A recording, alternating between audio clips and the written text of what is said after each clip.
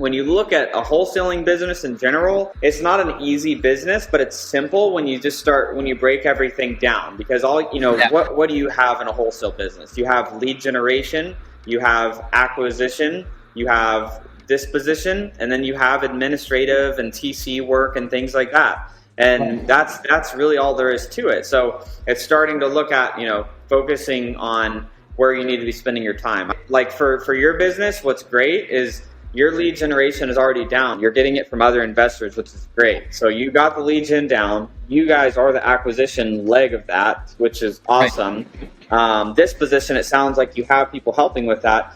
Matt's coming in to help with some of the admin. Matt is going to be doing the KPI tracking and that sort of thing for the next little bit for the business, right? But eventually you can have a virtual assistant do that. Like we have a virtual assistant, Mark, that does that in our business. He helps managing all of our systems and any of our admin stuff. So he's the one who tracks the KPIs, reports the KPIs.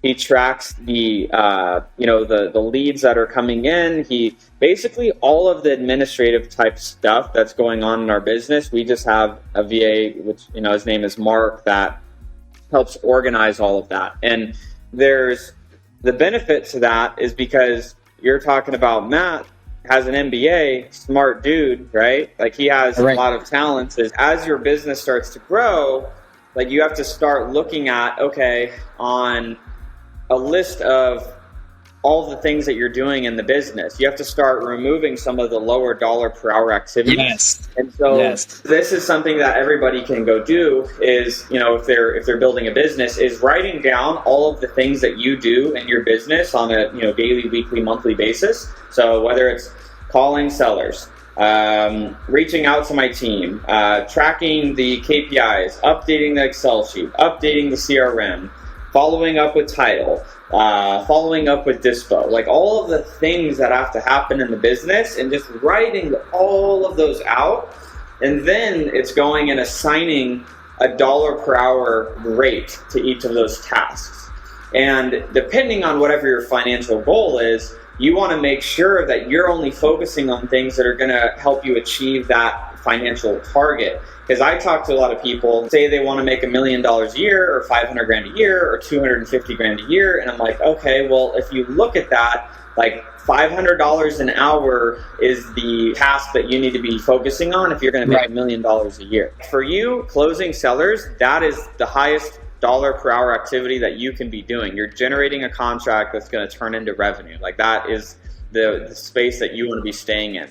So with Matt, like you want to help him as soon as he's able to, and this is a process, right? Over the next 3, 6, 9, 12 months, getting it to the point where then he can start doing some of the other higher level activities.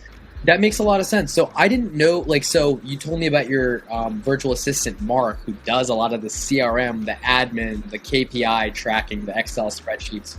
Does Start Virtual have more Marks? Can we call Start Virtual and say, hey, we need a Mark, not really a cold caller or a texter, but somebody like a Mark? Yeah, somebody to go do admin stuff for them. Yeah, no, for sure. We've actually had Mark working with the admins that have been getting hired on at Start Virtual because he has free time. Like he's automated a lot of the stuff that he does. So it's just like checking in a few hours a day. And so we've had him start helping train on other virtual assistants at Start Virtual to be able to just kind of understand what that scope of work looks like for the admin and getting familiarized with some of the systems.